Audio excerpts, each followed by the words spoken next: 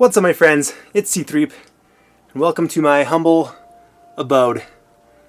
A little studio in an unfinished basement. This is not a bragging video. In fact, I don't really have much to brag about in terms of what I have in my studio. It's a pretty bare bones recording studio that I kind of just make do with. So yeah, especially over the last maybe 6 months or so, I kind of relocated. I used to have my studio out in this main area. I'd be sitting at a computer. Sorry, it's probably super dark. I'd be sitting at a computer right here with this window in the background, just kind of in this open area. And it's so cold in the winters that I had to do something about it. So I put up these sheets, kind of retain some heat, and just turned this room into a little studio. And it's so much more pleasant in here. Finally cut some holes in these vents so that hot air blows out in the winter, and now we've got cold air blowing out because it's getting hot outside. And I decided just to decorate it. The background that I used to have was super boring, plain walls and a window. So put up a bookshelf. In fact, I don't know what order to do things in. I guess we'll just we'll talk about the bookshelf first. So yeah, I mean, I'm a Nintendo guy, always have been. So I've got the old Super Nintendo that isn't technically mine. I mean, my parents bought it like in 1993 or something, and I just happen to have it. We got a couple of games for it here. Of course, the games that I had on the Wii and the Wii U, 3DS, Nintendo Switch, Nintendo 64. Got some books, got some Amiibo. Here's a little collection of some CDs that I bought. This isn't all the CDs, but I used to be, before I had a MP3 player and before music streaming and whatnot, back in the early 2000s, I bought CDs, mostly 5 Hour and Frenzy, Reliant K, the Aquabats, got some Guster, some other bands like, Cat Empire, Acceptance, The Academy Is, Matt Pond PA, just kind of whatever. And this is kind of the background that you see in my videos. So zoom in on these exclusive featured albums. So this one right here, it's the Aquabats Myths, Legends, and Other Amazing Adventures. This is the first album I ever bought with my own money, back in I think 2000, and I think I have the receipt somewhere for that. Got some Avett Brothers, some Reliant K. This album right here, I can't find the album cover, but it's Reliant K's album. Bought it the day it came out and loved it ever since. Fantastic album. Yeah, just like a little display, something a little more interesting for the background of my videos, as opposed to just an ugly wall and some windows. Let's head over to my instruments. So I bought this suitcase at a thrift store with the idea to turn it into kind of a little holder for my guitars. Got some little books spacing it out to keep the guitars propped up, and they're just kind of resting in there. So sometimes if I can take out one of the guitars, then the other ones kind of shift a little bit. So as long as they do it carefully, then for the most part they just kind of hang out right here, and it's kind of a cool little decoration. This is a Fender Starcaster, which is like the really cheap entry level guitar, which I got at a garage sale for $10. It was really my first electric guitar as an adult. It came with this little Roland Micro Cube amp, which is the only guitar amp that I own. This is I don't even know what kind of bass this is. Silvertone bass guitar. Sorry, you can't really see that. My wife got it for me for Christmas. Bought it used from someone for $50. Serves my purposes.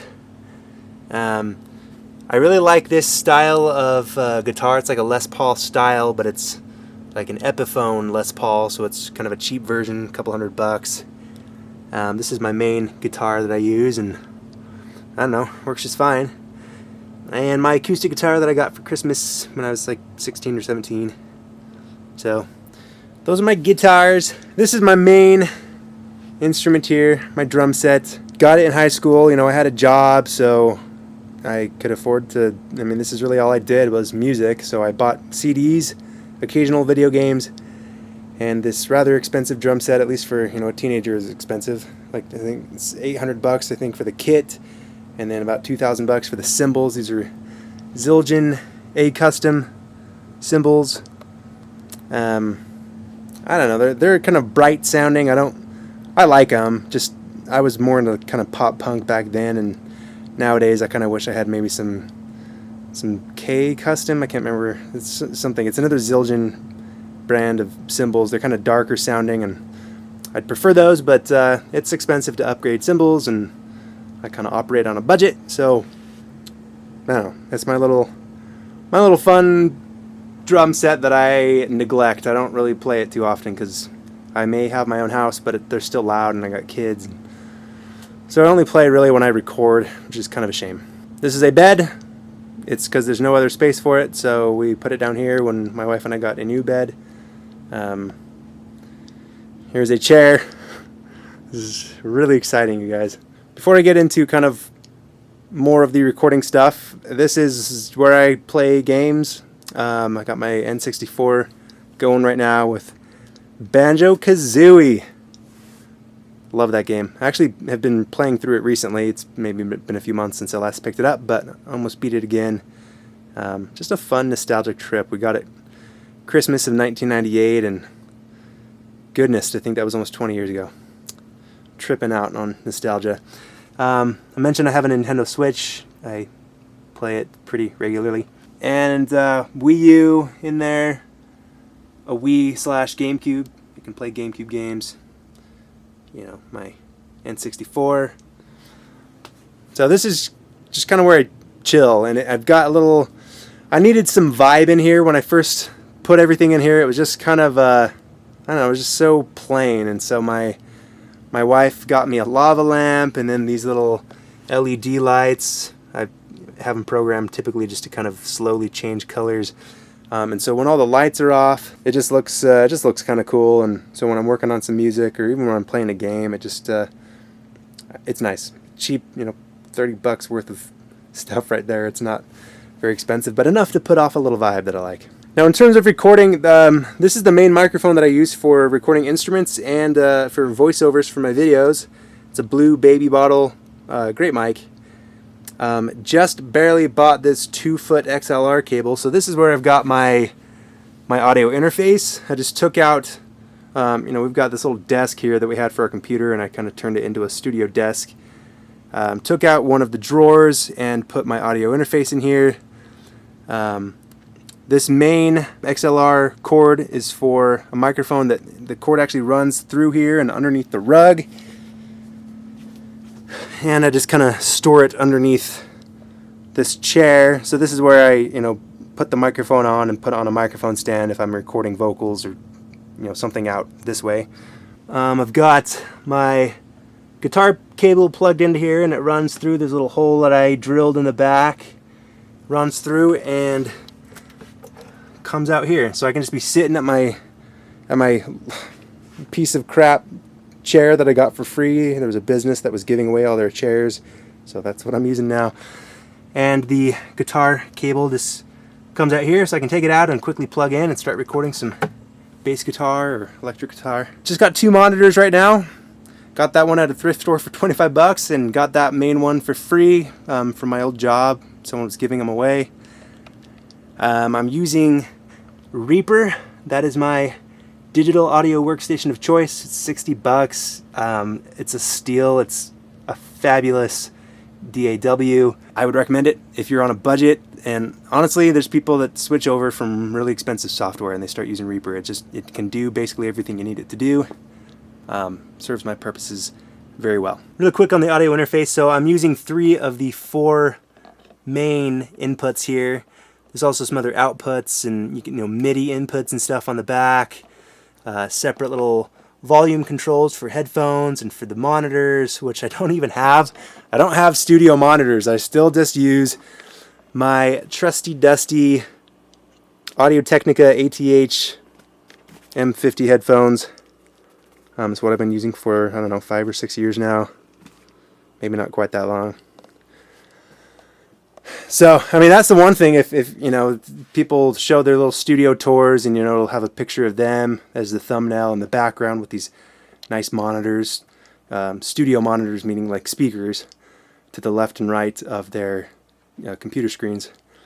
I don't have that. I still just mix and do everything on these headphones, and I'm used to them, and they work fine, and I cross-reference my mixes to other, professional songs, and so I can still get a vibe for if the song is sounding good or not, and it's just working for me. And there's some pros that actually do that. I mean, it's a much cheaper route than paying a minimum of $500 or $600 for some decent studio monitors.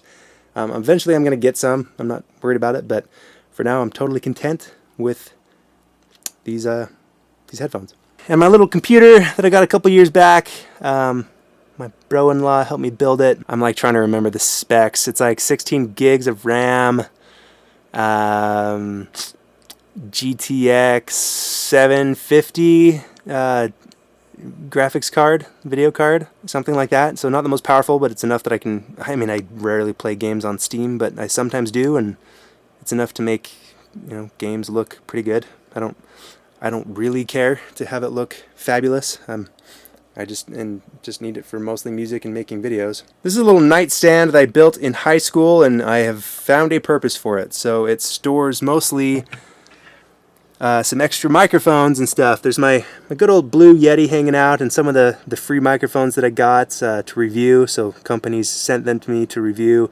I do use them occasionally. I use this one. It's kind of a SM57 knockoff that I used for recording a snare a little while ago. But for the most part, these mics get kind of largely ignored now that I've made the reviews on them, because I've got a pretty good microphone here in my blue baby bottle microphone right there. So yeah, it's pretty simple. One main microphone, a decent computer, running $60 software, Reaper, that really even pretty inexpensive computers can handle, so it's really nothing too crazy. And for the most part, it's just, finally I've created a space where I can comfortably come down as long as I keep it tidy, then it's like welcoming to come in here and be able to relax, make some music, play a game. So I would say, a lot of you, I know you've got your own little home studios. Maybe it's in your bedroom or something. Just do your best to keep the room clean and make it inviting, so that you are encouraged to actually go in the room and just relax and make music, whatever you want to do. It's kind of a weird tip to give at the end of the video, but if the room is a mess, I can tell you right now, I don't spend time in here like I should. So keep your room clean. Pay a couple bucks and get some little lava lamp or something. Add some vibe to it. Just make it, some space, a space that you can enjoy being in. And so that's what I've done here with this little cheap homemade studio in my basement that's not perfect, but it gets the job done. I am curious to know what your setups are like. Go ahead and comment down below. Let me know. But if you're just using your bedroom, or you're using a little section of your basement, or if you've just got a USB microphone and a laptop, or whatever your setup is. I'm sure some of you have some super impressive setups. Some of you bare bones. But that's the beauty of it, is in today's day and age, you really don't need too much. You can spend $150, $200 and have everything you need to get started on making some music. And that's it.